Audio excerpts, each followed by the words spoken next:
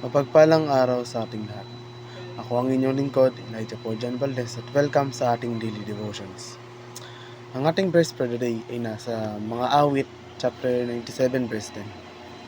Sinasabi rito na, "O kayong nagsisiibig sa Panginoon, pagtanim ninyo ang kasamaan. Kanyang iniingatan ang mga kaluluwa ng kanyang mga banal, kanyang iniligtas sila sa kamay ng kasamaan." Ang pag-acclimation ng kasalanan ay kapag ang isang individual ay unti-unting nagiging desensitized sa paniwala ng pagsuway sa Diyos at inuuna ang kanilang sariling kaginhawaan kaysa sa kanilang Panginoon. Ang prosesong ito ay lalo pang lumala pag ang isang tao ay tumitingin sa Diyos bilang isang makapangyarihang figura lamang sa kalangitan na dapat sambahin at sundin sa lahat ng pagkakataon.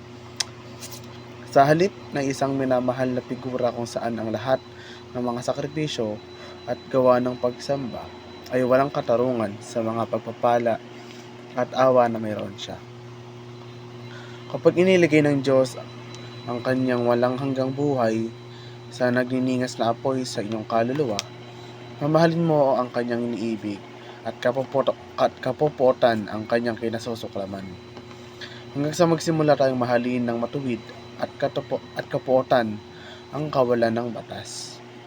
Hindi tayo kailanman hahantong sa banal na paghaharap na ito laban sa kasamaan sa ating minamahal na bansa. Hanggat hindi natin kinasusuklaman ang kasalanan na sumisira sa mga kaluluwang namamatay. Hindi tayo luluhod at dadaig sa Diyos o tatayo ng buong tapang upang ipahayag ang kanyang ebanghelyo. Hanggang sa magsimula tayong kapuotan ang sakit at pagnanakaw ng sakit at sa pagsisira ng mga buhay ay hindi tayo hihiyaw sa Diyos na gamitin tayo sa pagpapagaling at mga himala. Hanggat hindi natin kinasusuklaman ang kahirapan at kulang sa pagnanakaw ng buhay, hindi tayo sisigaw na gamitin tayo ng Diyos upang dalhin ang mga tao sa kasaganahan at kasaganaan. Sa totoo lang, hanggat hindi natin kinasusuklaman ang kasalanan sa ating mga buhay, ay pagpapatuloy lang natin ito. Ang pagiging pasibo ay hindi dapat bigyan ng lugar.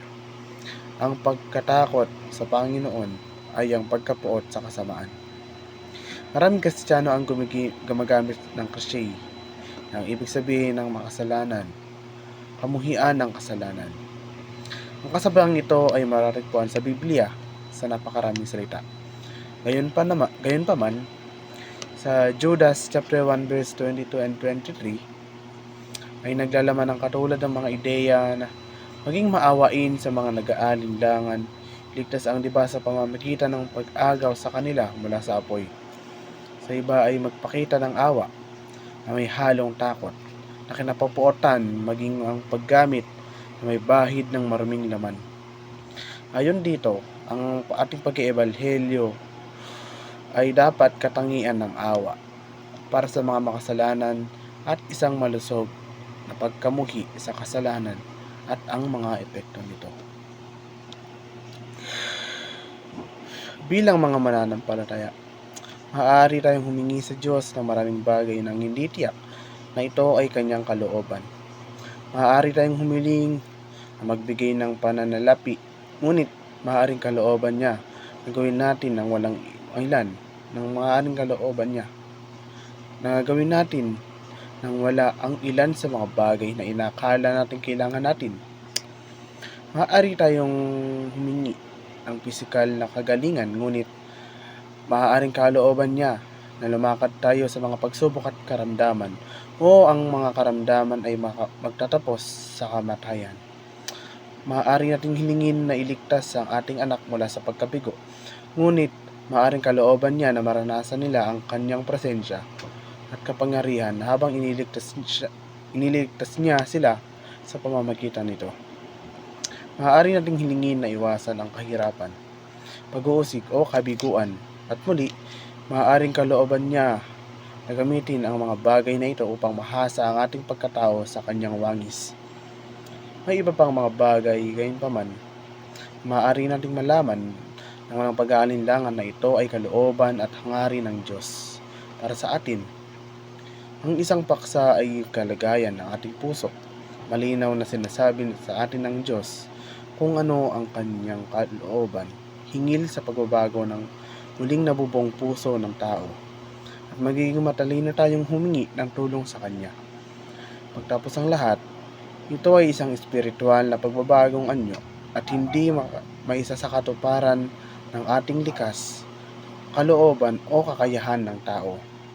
Ang kaligtasan ay nakabatay sa pananampalataya lamang kay Kristo lamang, hindi sa mabubuting gawa, ngunit kung iniligtas ka ng Diyos, binago niya ang iyong puso. Ang pananampalatayang nagliligtas ay hindi mapaghihiwalay sa pagsisisi.